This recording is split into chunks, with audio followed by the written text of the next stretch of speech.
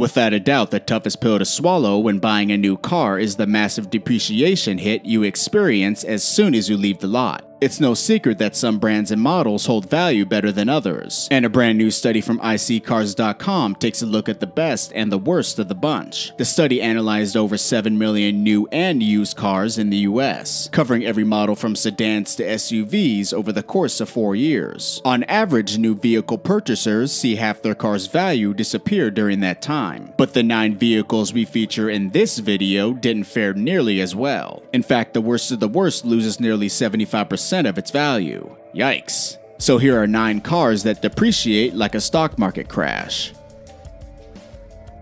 The Corvette Z06.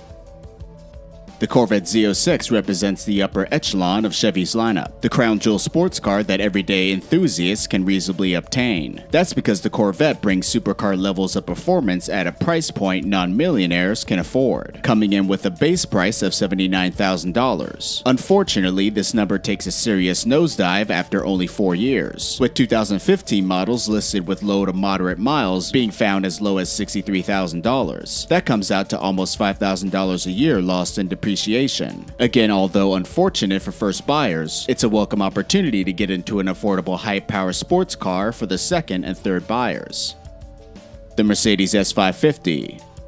The Mercedes S-Class is the poster child for the luxury sedan market. Beautiful, elegant, and incredibly luxurious, it screams status and comes with a price tag to justify it. Speaking of which, the MSRP for this bad boy started at just under $100,000 in 2015. Nowadays, if you're looking to get into one of these, you have to pony up about $55,000 for a 2015 car. Yeah, that's correct. For the price of a new bare-bones low-option E-Class, you can get a fairly well-equipped version of its older brother. In case you're wondering, that shakes out to about $11,250 a year in depreciation. Quite a tough pill to swallow, but that's why leasing these higher-end luxury cars is sometimes a better option.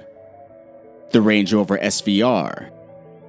The Range Rover SVR is a beloved classic. It's the baddest of the bad in the SUV world. Equipped with an unruly supercharged V8 engine and classic British styling, it's no surprise that this SUV is a favorite among celebrities and athletes alike. In 2015, an SVR would have run you into the 6 figures, with a base price of $110,000. A hefty price tag, but considering the car's competitors, it's well worth it if you can stomach the maintenance costs. However, today's market has taken away some of the shine from the SVR, with 2015 models now selling for about $80,000. On average, that means SVR owners are losing about $7,500 a year for simply owning the car. If that doesn't bother you, more power to you.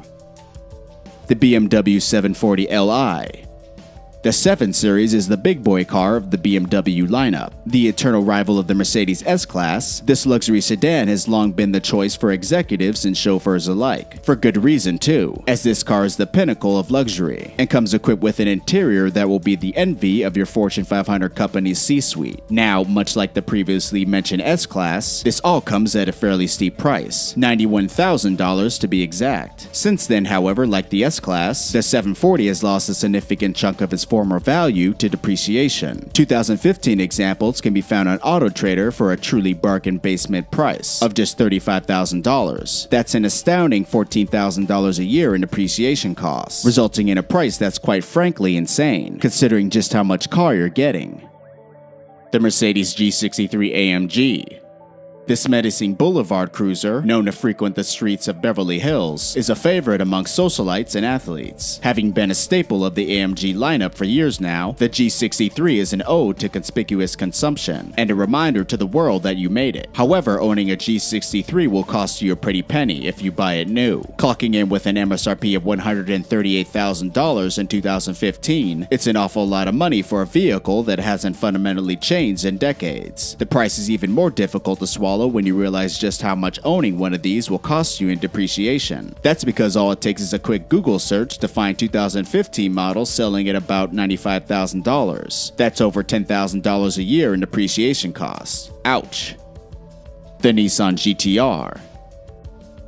Ah yes, even import tuna cars aren't immune from depreciation. This twin-turbo powered monster has always represented a great performance and value proposition. With its dual-clutch gearbox and insane performance, it's captivated the attention of an entirely new generation of JDM fans, doing so with a relatively modest, for what the car brings in performance, price of $103,000 in 2015, making it a great bang for your buck. It's no wonder why there are legions of fans lusting for the opportunity to own this beast, particularly when you consider what these cars are going for in today's market. A quick scroll through Auto Trader quickly lists several mint condition GTRs at a bargain price of $67,000. That's almost $9,000 a year lost in depreciation.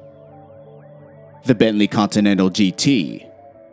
Bentley has always been a prestigious brand. Much like its other British counterpart Rolls-Royce, Bentley has sought to foster a sense of prestige in every vehicle they produce. This is particularly true for the Continental GT. The GT is a heavyweight luxury sports car that can come with either a V8 or a massive V12. In 2015, for V8 versions of the GT, you could drive one off the lot new for a cool $214,000. Things are a little different 4 years later, as the value of the car hasn't been treated kindly by time. DuPont registry shows just how bad it's been, with 2015 cars now going for about $140,000. That's almost $20,000 a year burned away by pure depreciation.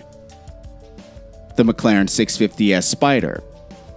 The 650S Spider was McLaren's reintroduction to the automotive world. However, this twin-turbo V8 wasn't going to compete price-wise, with 2015 Spider models costing a hefty $285,000. However, countless variants later, and the rapid reintroduction of new models, such as the 675 LT and the 720S, have unfortunately taken their toll on the supercar's value, and the toll has indeed been a heavy one. DuPont lists 2015 Spiders as low as $190,000. That's a per year cost of $23,750 in depreciation. Again, this is bad news for those who paid sticker, but great news for anybody looking to get into a still modern mid-engine sports car.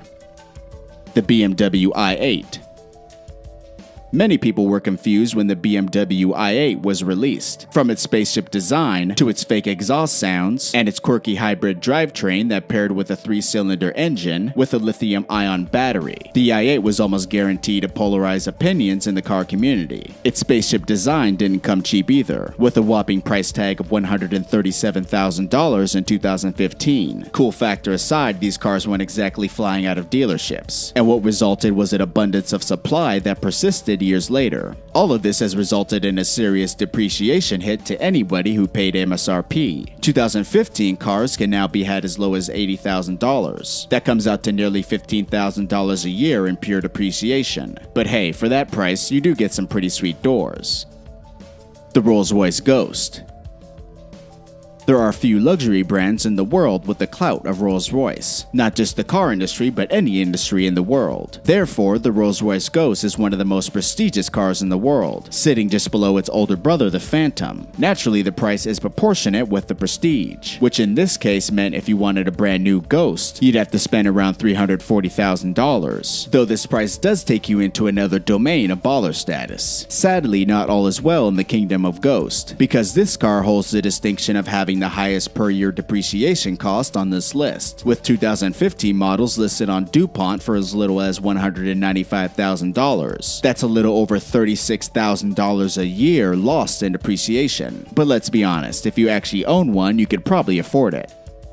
The Honda Genesis. Now this car takes a beating. Imagine your premium sedan nearly losing 40% of its value in the first year. The Honda Genesis was launched to be an alternative to the Lexus GS. Sure, its styling was a little dated at first, but with a $39,000 price tag versus the Lexus GS sticker of $50,000 for what were otherwise comparable cars, the Korean car seemed like a great deal. Well, sort of. First, you would have to add a couple of $1,000s in options to match the Lexus equipment. And if you were expecting Lexus reliability and white glove dealer service, that simply is not going to happen. The first year price difference? Negative 38%, a drop of $16,600 on a $40,000 car. The Audi A3.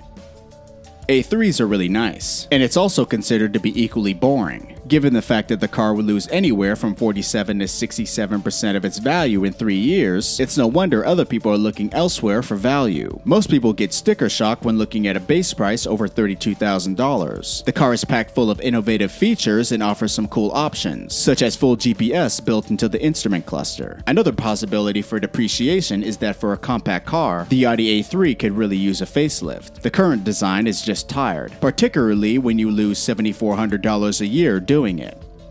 Well guys, those are 9 cars that depreciate like a stock market crash. If you guys like this video, give it a thumbs up. Also, if you like what you see at the channel, subscribe and put post notifications on. You could also follow the channel on Instagram at ModernMuscleYT. I'm Jeff from Modern Muscle, and I'll see ya next time.